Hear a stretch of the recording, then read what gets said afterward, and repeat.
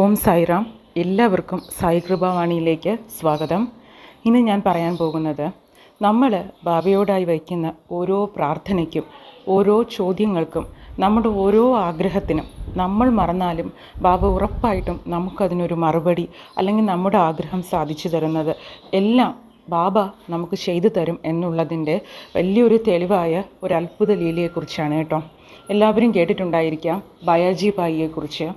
ബാബയുടെ ഏറ്റവും അടുത്ത ഒരു ഭക്ത, ബാബയ്ക്ക് ഏറെ പ്രിയപ്പെട്ട ഒരു ഭക്ത എന്നതിലുപരി ബാബ ഷിരഡിയിൽ ആദ്യമായിട്ട് വന്ന സമയത്ത് വേപ്പുമര ചുവട്ടിലിരുന്ന് ധ്യാനിച്ചു കൊണ്ടിരിക്കുമ്പോൾ ബാബ ചുറ്റുമുള്ള നടക്കുന്നതൊന്നും അറിയുന്നില്ല, ഒന്നും തന്നെ ബാബയെ ബാധിക്കുന്നില്ല. അതിപ്പോൾ കാറ്റുമാകട്ടെ, വെയിലാകട്ടെ, മഴയാകട്ടെ, ഒന്നും അറിയുന്നില്ല. ബാബയെ പലരും ഭ്രാന്തനെന്ന് വിളിക്കുന്നുണ്ട്, ഫക്കീറെന്ന് വിളിക്കുന്നുണ്ട്, കല്ലെറിയുന്നുണ്ട്, മണ്ടനെന്ന് വിളിക്കുന്നുണ്ട്. പക്ഷേ ഇതൊന്നും ബാബയെ ബാധിക്കുന്നതേയില്ല. അപ്പോഴും ബാബയിലെ ഒരു മഹത്വം മനസ്സിലാക്കി, ബാബയിൽ എന്തോ ഒരു സവിശേഷതയുണ്ടെന്ന് മനസ്സിലാക്കി ബാബയെ സ്നേഹിച്ച വ്യക്തിയായിരുന്നു ബയാജി ഭായ്. പക്ഷേ ബയാജി ഭായിക്ക് ബാബയോടുണ്ടായിരുന്നത് ബാബയൊരു മഹാനാണെന്നുള്ള ഭക്തിയോ അല്ലെങ്കിൽ ഒരു സദ്ഗുരു എന്നുള്ളൊരു സ്ഥാനമോ ഒന്നുമല്ല ബയാജി ഭായ് കൊടുത്തിരുന്നത്. സ്വന്തം മകനായിട്ടാണ് ബയാജി ഭായ് ബാബയെ കരുതിയിരുന്നതെന്നാണ്. ബയാജി അമ്മ ആ ഷിരഡിയിലെ തന്നെ ആ ഗ്രാമത്തിലെ ഒരു വില്ലേജ് ഹെഡ് എന്നൊക്കെ പറയില്ലേ, അതായിരുന്നു ബയാജി ഭായിയുടെ ഭർത്താവ്. ഏക മകനായിരുന്നു.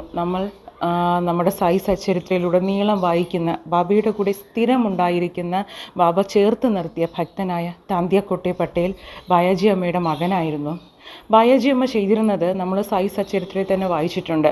ബാബ കാട്ടിലായിക്കോട്ടെ, ഭിക്ഷയാചിച്ച് നടക്കുന്നതായിക്കോട്ടെ, എവിടെയായിരുന്നാലും ബാബയെ തിരഞ്ഞു പിടിച്ച് ബാബയ്ക്ക് സ്വന്തം കൈകൊണ്ടുണ്ടാക്കിയ ഭക്ഷണം ബാബയ്ക്ക് ഒരു നേരമെങ്കിലും കൊടുത്തിരുന്നതും മുടങ്ങാതെ ചെയ്തിരുന്നതുമായ ഒരു ഭക്തിയായിരുന്നു ബയാജി അമ്മ.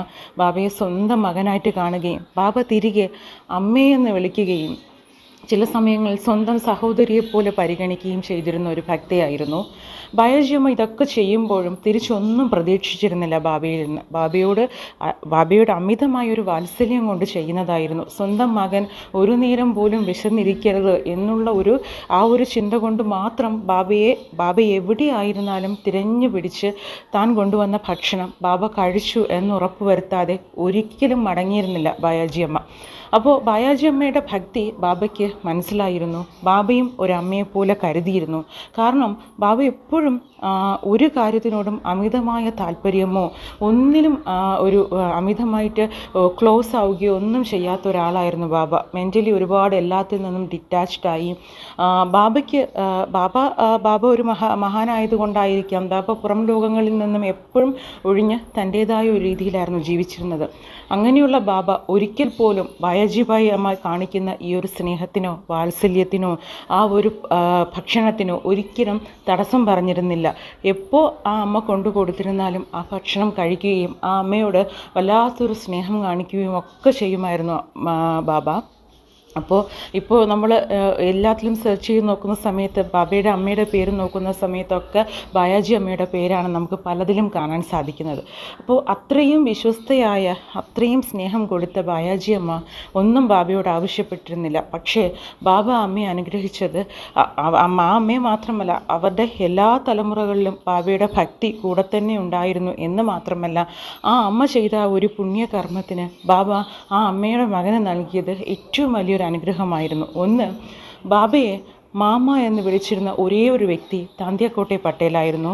ബാബ വളരെ വാത്സല്യത്തോടെ ചേർത്ത് നിർത്തിയ ഒരു ഭക്തനായിരുന്നു താന്തിയ. അതുപോലെ തന്നെ നമ്മൾ സായി സച്ചരിത്രയിൽ വായിക്കുന്ന ഒരു സംഭവമുണ്ട്. ഒരിക്കൽ രാമചന്ദ്ര പട്ടേൽ, അദ്ദേഹത്തിന് ഒരു അസുഖമുണ്ടാവുകയും അത് വളരെ മോശം സ്ഥിതിയിലോട്ട് പോകുന്ന സമയത്ത് രാമചന്ദ്ര പട്ടേലിനെ ബാബ പോയി കാണുകയും ബാബ പറയുകയാണ്, നിന്റെ രോഗം ഇന്നു മുതൽ ശമിക്കും, നിന്നെ ഞാൻ മരണത്തിൽ നിന്നും രക്ഷിച്ചിരിക്കുന്നു.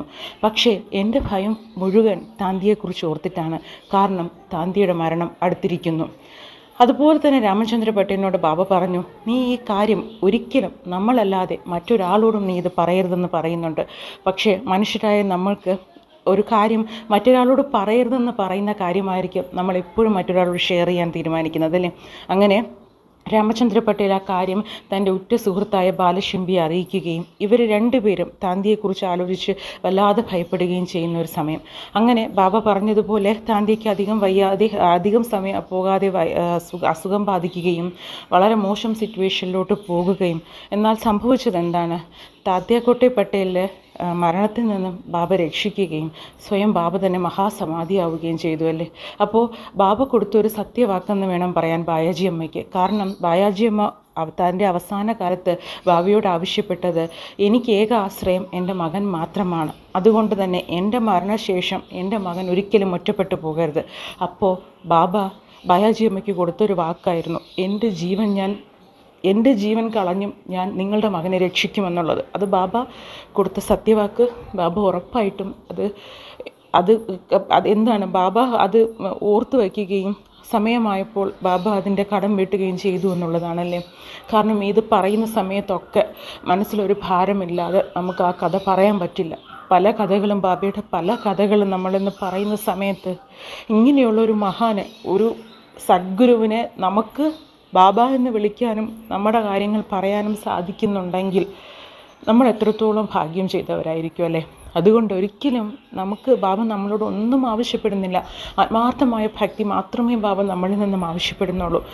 അതുമാത്രം മതി ബാബയ്ക്ക് ദക്ഷിണയായിട്ട്. നമ്മൾ ഒരു കാലത്തും ഇത്രയും ഒരു പുണ്യമായ ഒരു വ്യക്തിയെന്ന് തന്നെ പറയാം. ആ ബാബയെ ഒരിക്കലും നമ്മൾ സംശയിക്കരുത്. നമ്മുടെ ഭക്തിയിൽ ഒരിക്കലും നമ്മൾ ബാബയെ ചോദ്യം ചെയ്യരുത്. നമ്മുടെ ജീവിതത്തിൽ എന്തൊക്കെയാണോ സംഭവിക്കുന്നത് അതൊക്കെ ബാബയുടെ തീരുമാനപ്രകാരമാണെന്ന് മനസ്സിലുറച്ച് ഓരോ ദിവസവും ബാബയോടുള്ള ഭക്തി കൂട്ടിക്കൊണ്ടേ വരിക. ഉറപ്പായിട്ടും ബാബ നമ്മളെ കൈവെടിയില്ല. അത് ഏത് സിറ്റുവേഷനിലായാലും ബാബ ഒരിക്കലും നമ്മുടെ ഒരു ആഗ്രഹവും ബാബ നിറവേറ്റാതിരിക്കില്ല. നമ്മൾ ഒരിക്കലും ഒരു മോശം സിറ്റുവേഷനിൽ ബാബ കൊണ്ടെത്തിക്കില്ല എന്ന് മാത്രമല്ല, നമ്മൾ ഇന്ന് ഈ കൊടുക്കുന്ന ഭക്തി ഉറപ്പായിട്ടും ബാബ നമ്മുടെ പല തലമുറകളിലൂടെ അതങ്ങനെ കൊണ്ടുപോയിക്കൊണ്ടേയിരിക്കും. ആ ഒരു അനുഗ്രഹം നമ്മുടെ തലമുറകൾക്കും ബാബ കൊണ്ടുവന്നുകൊണ്ടേയിരിക്കും എന്ന് ഉറച്ചു വിശ്വസിക്കുക കേട്ടോ. ബാബയിൽ അർപ്പിക്കുന്ന ഭക്തിയിലും വലുതായിട്ടൊന്നുമില്ലെന്ന് എപ്പോഴും വിശ്വസിക്കുക. ഒപ്പം ഈ കഥ പറയാനും ഇത് കേൾക്കാനും സാധിച്ച നിങ്ങൾക്ക് എല്ലാവർക്കും ബാബയുടെ എല്ലാവിധ അനുഗ്രഹങ്ങളും ഉണ്ടായിരിക്കട്ടെ. ഓം സായിറാം.